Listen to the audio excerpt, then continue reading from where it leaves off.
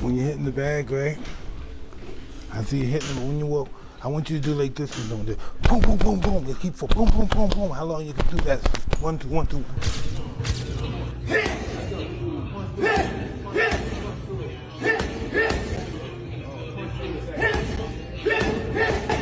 Paul, I think when he weighed in for Mike Tyson was 227 pounds. That is, if I'm not mistaken, a 92-pound weight difference. Almost a 100-pound weight difference. It's insane. That is called one thing. That's called being a bully. Gervonta Tank Davis and Mike Tyson recently teamed up for a savage training session ahead of Tank's highly anticipated showdown with Jake Paul. Trying to get your head out of the center line. No, well, you want to get out the center, but the objective for him to throw the punch before you can counter. Like if he throws the punch here, you come here, you go to here, right. And you're still outside. Yeah, absolutely, that makes sense. So you want them to miss, and when they miss, that's your opportunity. Absolutely. Sometimes you can punch while he's punching, you can throw boom at the same time. As he punches, boom, you go down. Absolutely. It's all about moving after you punch. As soon as you punch, you're gone. Whatever it is, boom, side, whatever it is, you have to go. I love that foot movement. Is that something that Casamato taught you? Yeah, twisting. Twisting is what it's called. The gym atmosphere was electric as the boxing legend passed down his trademark ferocity and precision. Tyson personally worked with Davis on mastering explosive punching techniques, emphasizing head movement, body torque, and knockout-level uppercuts. Observers said Tank looks sharper than ever. Hey, Jake Paul versus Tank Davis. Is this real? This can't be real. Because he was talking about fighting Joshua, which is heavyweight, and now he's saying about fighting Tank. Nah, this can't be. It's Netflix as well. I need to go and do some checks and see if like the main pages have posted this, but Jake Paul's posted it. It says Friday, November 14th. It's in Atlanta, State Farm Arena. This is right. Channeling Tyson's signature aggression and speed. With this mentorship, Gervonta appears more dangerous than ever heading into the Jake Paul fight. The matchup between Jake Paul and Gervonta Davis is scheduled for November 14th at the Casa Center in Miami, Florida. It was initially to be held in Atlanta, but was moved after concerns from the Georgia Athletic and Entertainment Commission over how large the weight difference is between the two fighters. Mike Tyson, having shared a ring with Jake Paul, has voiced caution as Paul prepares to face Gervonta Davis. I blanked out a little. Listen, know what I remember?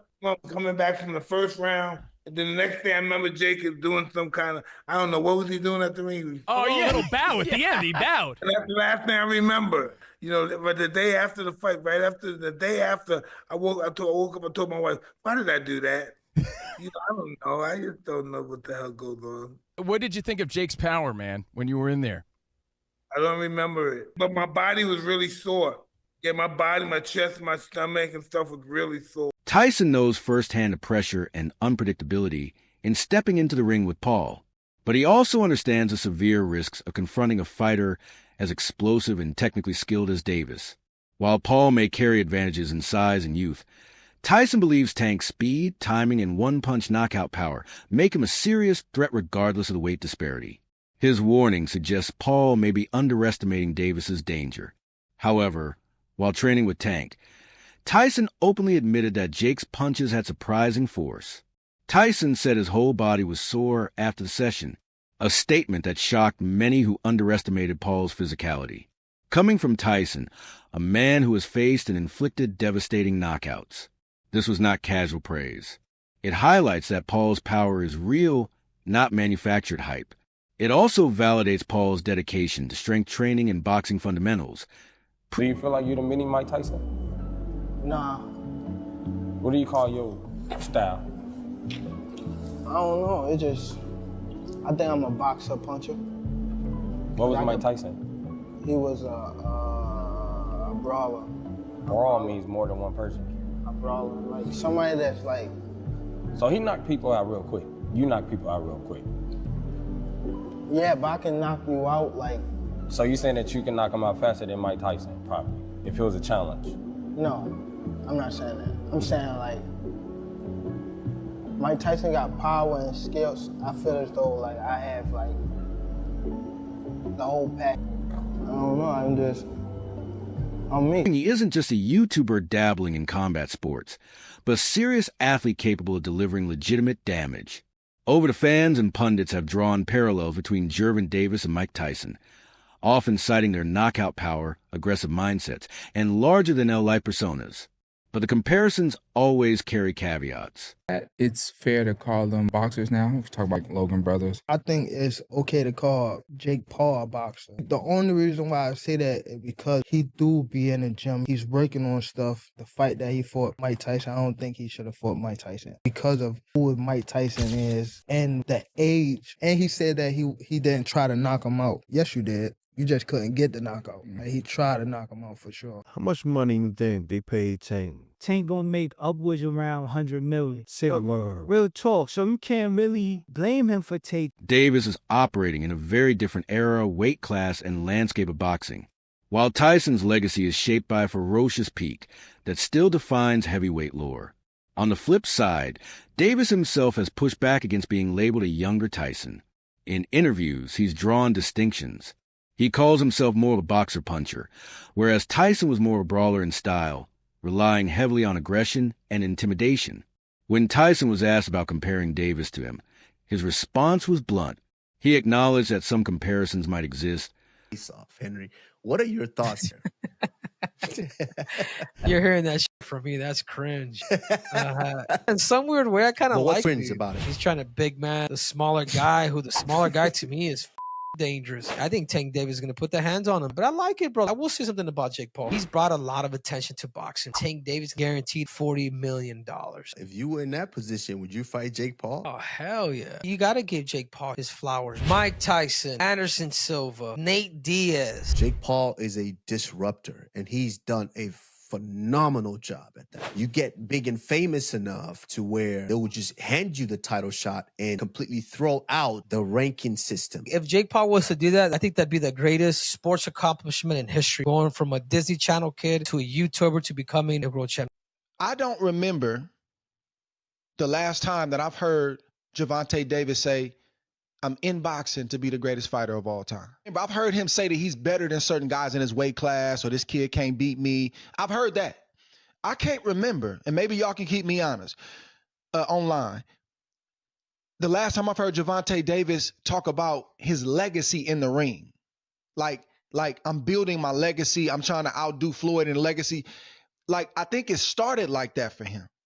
But the influence of Floyd Mayweather, Money Man, not Pretty Boy, but the Money Man, and building your brand and selling tickets and selling pay-per-views and becoming a household name, that's also a legacy. You got the legacy in the ring and you got the legacy in terms of how you sold.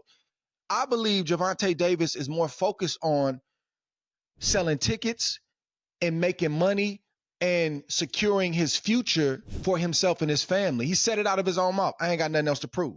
If you're trying to be one of the greatest fighters of all time, it's still a whole lot to prove.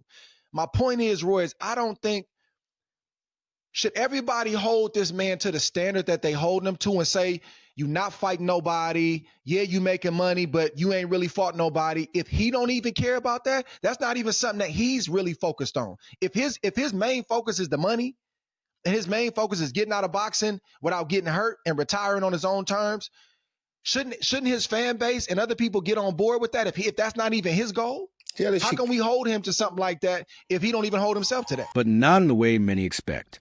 In fact, Tyson reportedly said, maybe just getting in trouble with the law. Other than that, no. Referencing Davis's offering controversies.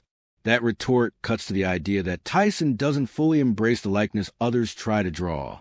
Interestingly, Davis hasn't always treated Tyson as an untouchable hero.